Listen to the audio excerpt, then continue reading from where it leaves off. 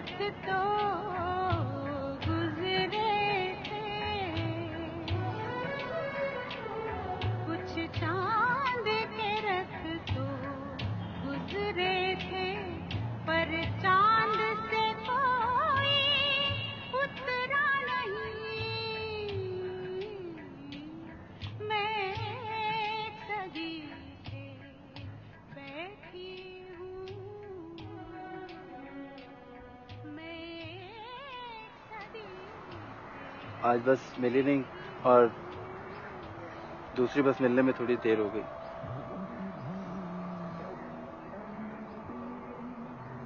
Sorry Ragini.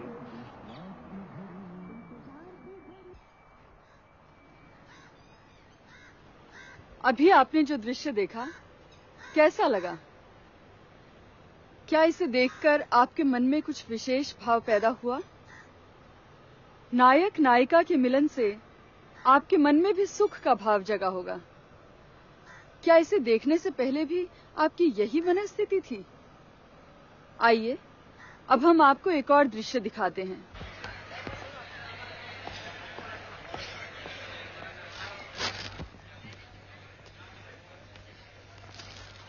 If you don't mind, जरा जल्दी कर दीजिए, बहुत देर से लाइन में खड़े हैं। मैं भी तो सुबह से काम कर रहा हूँ, कोई फालतू नहीं बैठा हूँ। इंडियन एम्बेसी का लेटर कहाँ है? वो तो नहीं है। जब आ जाए तब आ जाना। चलो। मगर मेरी बात तो सुनिए। मगर कुछ नहीं, पूरे कागजात साथ लेकर आइए, तब मिलेगा टीवी। मुझे नहीं चाहिए, ये चाहिए ये। चलिए मिस्टर, लाइन से हटिए। मेरी बात तो सुनिए आप। बात आप एसी को जाके बोलो, मेरा टाइम बेकार है, मत खराब करो। मिलता हूँ अभी। हो गया काम? 3 घंटे लाइन में खड़े रहे, क्या मिला? सिर्फ नाम। 75 रुपए में आपका काम कर देता। हाँ हाँ, आप जाओ, एसी के पास 3 दिन चक्कर लगाओ। यस, मुझे आपसे कुछ बात करनी है। आपको अंदर आने किसने दिया? जाइए बाहर और पब्लिक रिलेशन ऑफिसर से मिलिए। मैं आपसे मिलने आया हूँ, आपको ये बताने कि आपके आदमियों को बात करने की तमीज नहीं है। जानवर समझते हैं सबको वो। मैं अपना सामान लेने आया हूँ, कोई भीख मांगने नहीं आया हूँ, और ना ही कोई इस तरह से। देखिए मिस्टर, यहाँ सभी को अपना टीवी लेने नहीं आया हूँ। मैं अपने मरे हुए बेटे की अस्थियां लेने आया हूँ। एक बाप का अपने बेटे की राज पर कोई अधिकार है या नहीं, या उसके लिए मुझे नीचे रिश्वत देनी पड़ेगी? आपके पास इतनी फुर्सत तो होगी कि मुझे मेरे बेटे की अस्थियां दिलवा दीजिए।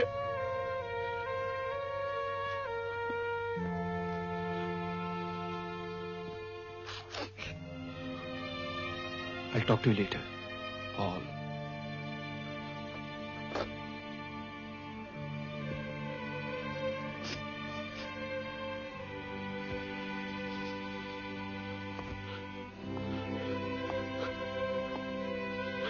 लाइए पेपर्स मुझे दीजिए।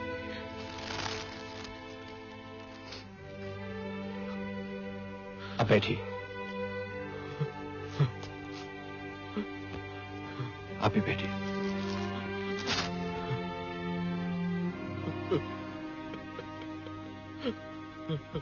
ये दृश्य कैसा लगा आपको? इसे देखकर कहीं आपकी आंखें तो नहीं भर आईं? दृश्य था ही ऐसा। परंतु क्या इस बार आपकी मनस्थिति वही थी जैसी कि पहले वाले दृश्य को देखते समय थी? नहीं ना? ऐसा क्यों हुआ? क्यों 2 अलग अलग दृश्यों को देखते समय आपके मन में 2 भिन्न भिन्न भाव जागृत हुए? ये दृश्य वास्तविक जीवन के नहीं थे, परंतु फिर भी आप उनमें डूब गए। क्या आपने कभी इस पर विचार किया है? रस कोई निराली और अनोखी धारणा नहीं है। इन दृश्यों को देखते समय जो भाव आपके मन में उत्पन्न होते हैं वही रस है।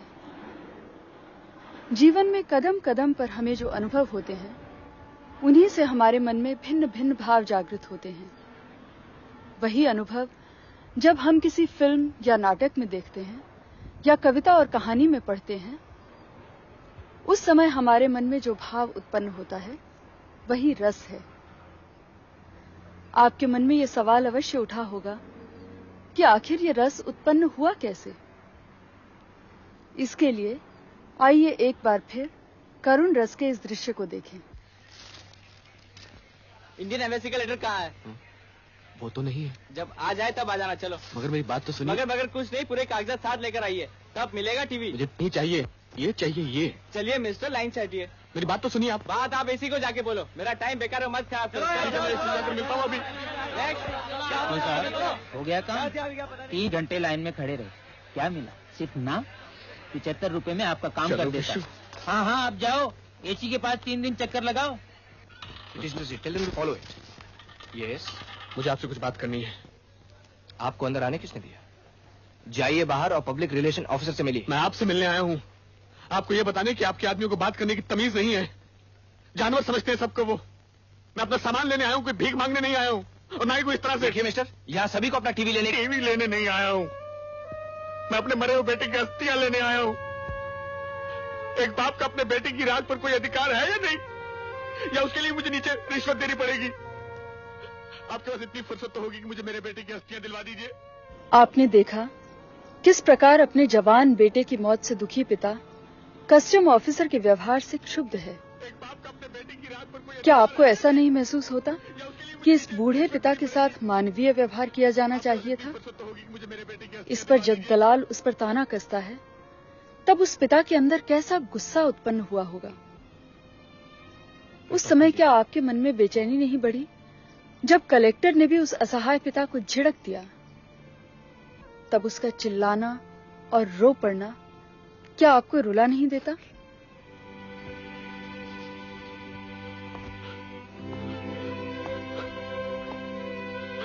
लाइव पेपर्स मुझे दीजिए। नाटक और फिल्म के पात्रों के साथ ये गहरा जुड़ाव ही हमारे मन में वो भाव जागृत करता है जो कि रस में परिणत होता है। पात्रों के साथ ये जुड़ाव ही साधारणीकरण कहलाता है। अगर ये भाव न जगे तो रस उत्पन्न नहीं होगा। रस अचानक ही उत्पन्न नहीं होता, वो धीरे धीरे ही हमारे मन में परिपक्व होता है। आइए इस दृश्य के माध्यम से इसे समझें। बाबू डेविड साहब। बाद में।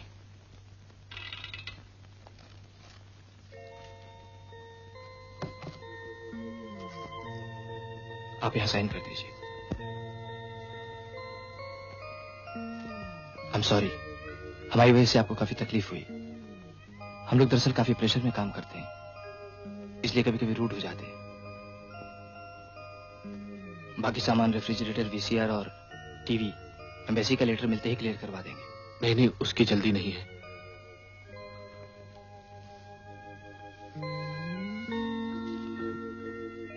माफ करना बेटे, मैं गुस्से में कुछ ज्यादा ही बोल गया। दरअसल विशु, चूक कहीं हम ही से हो गई है। शायद हमें ठीक शिक्षा नहीं दे पाए।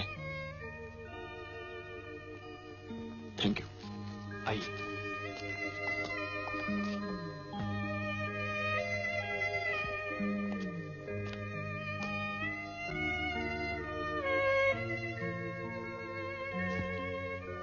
Thank you mister Shinde. I am sorry once again. नमस्ते।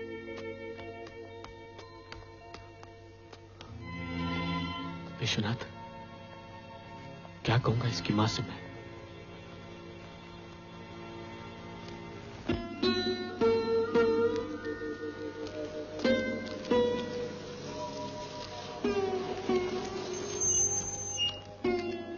क्या था ये सब? इतनी देर कहाँ थे?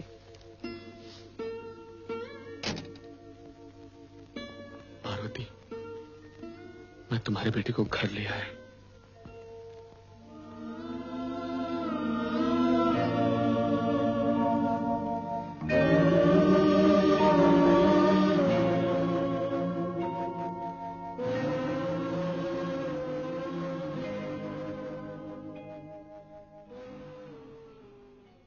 अगर आपको केवल यही दृश्य दिखाया जाता तो क्या आप पिता के दुख के साथ वैसा ही जुड़ाव महसूस कर पाते? रस केवल दुख के कहने या देखने से ही व्यक्त नहीं होता, वो परिस्थितियों के बीच ही विकसित होता है। जैसे कि आपने देखा, पहले कस्टम ऑफिसर के पास जाना, फिर दलाल का आना और अंत में कलेक्टर के साथ मुठभेड़। इससे जो भाव आपके मन में कमजोर और कच्चे थे, वे धीरे धीरे स्थिर और मजबूत हुए। कमजोर और कच्चे भाव कभी भी रस में परिणत नहीं होते। क्या घटनाओं के वर्णन मात्र से ही हमारे मन में रस उत्पन्न हो जाता है? अभी तक आपने जो कुछ देखा उसमें आपने ये भी देखा होगा कि विभिन्न पात्र अलग अलग स्थितियों में अलग अलग तरह का अभिनय करते हैं। अभिनय वे चेष्टाएं हैं जिन्हें देखकर हम यह समझ पाते हैं कि पात्रों की मनःस्थिति क्या है। अगर ये चेष्टाएं न हो तो केवल शब्दों या घटनाओं के वर्णन मात्र से हम पात्रों की मनःस्थिति का अंदाजा नहीं लगा पाएंगे और न ही उन घटनाओं का प्रभाव ही हम पर पड़ेगा। तो आइए श्रृंगार रस के इस दृश्य के माध्यम से इसे समझें। आज बस मिली नहीं और दूसरी बस मिलने में थोड़ी देर हो गई।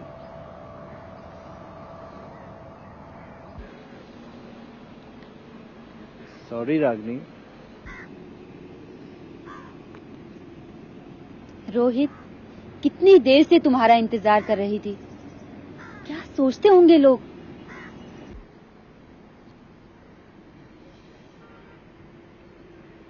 सॉरी।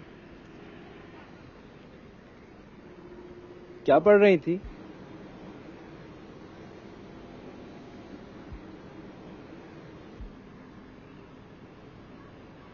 अच्छा रागिनी, तुमने माँ से बात की?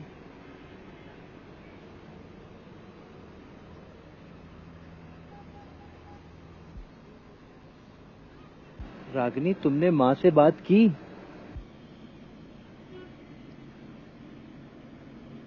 माँ ने तुम्हें घर पर बुलाया है।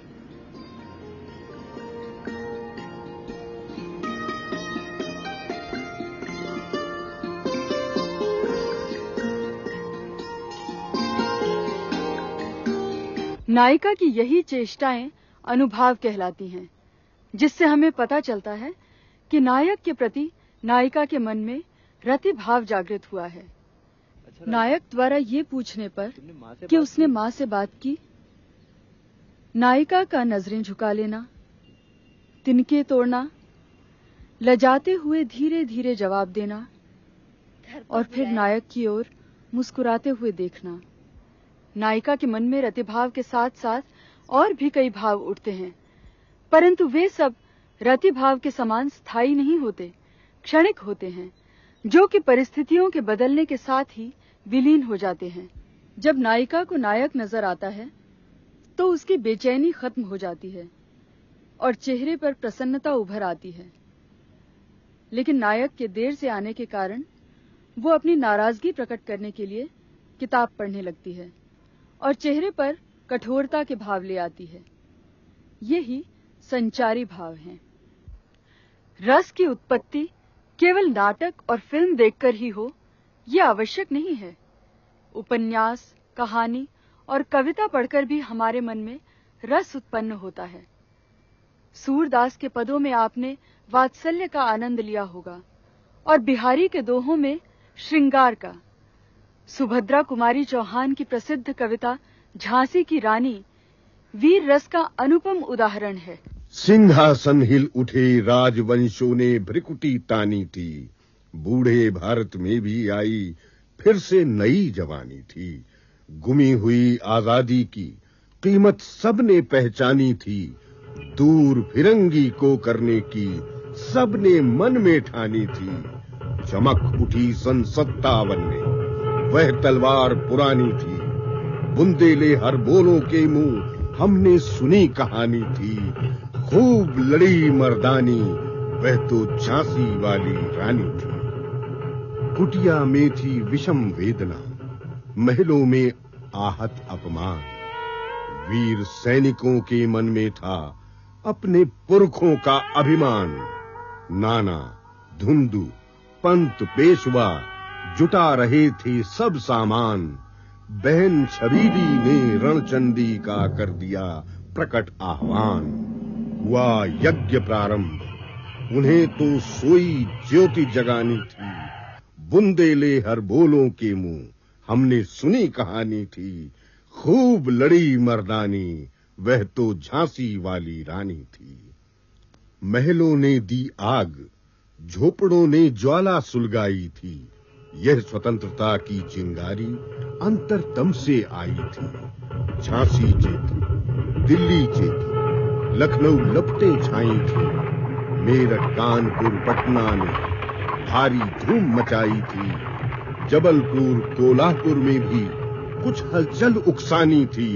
बुंदेले हर बोलों के मुंह हमने सुनी कहानी थी।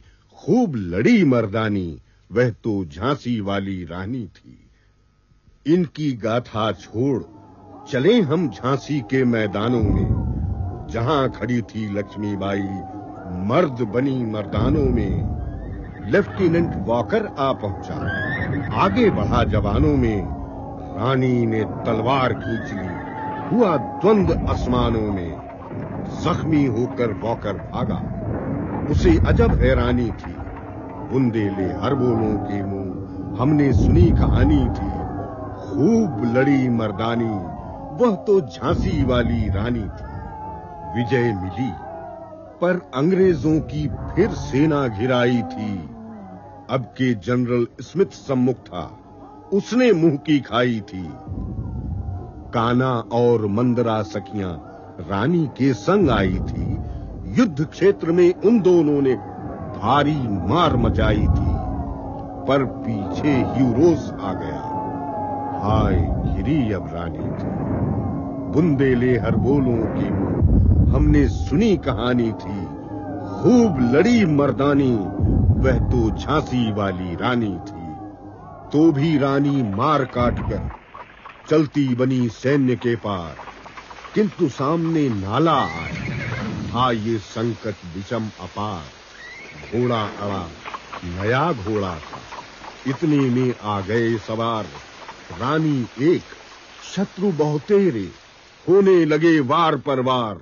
घायल होकर गिरी सिंगनी, उसे वीर गति पानी थी। बुंदेले हर बोलों के मुंह हमने सुनी कहानी थी।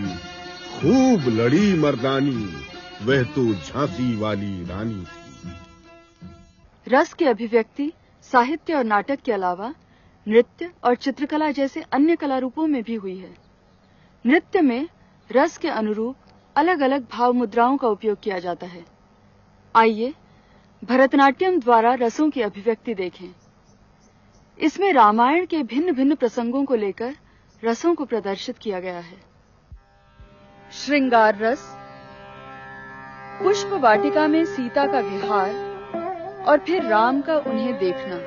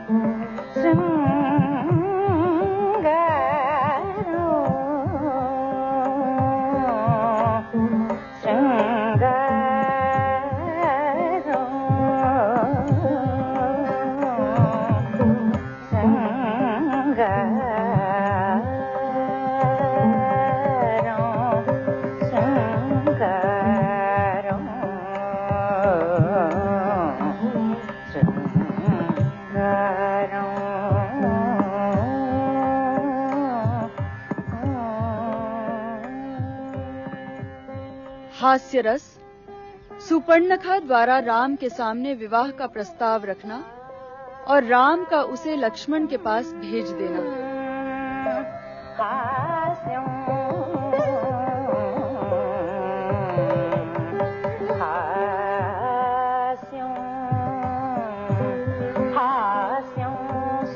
पनकामुखे हास्यं शूर्पणखामुखे हास्यं हास्यं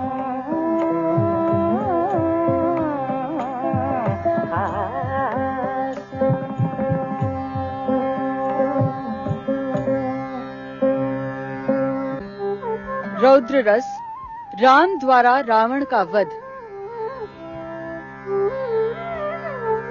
रौद्र रौद्र रावण मर्दने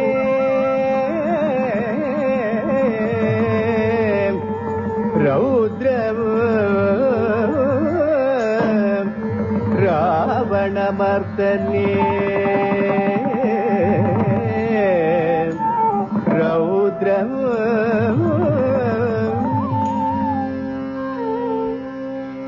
इसी प्रकार नृत्य द्वारा अन्य रसों को भी अभिव्यक्त किया जाता है।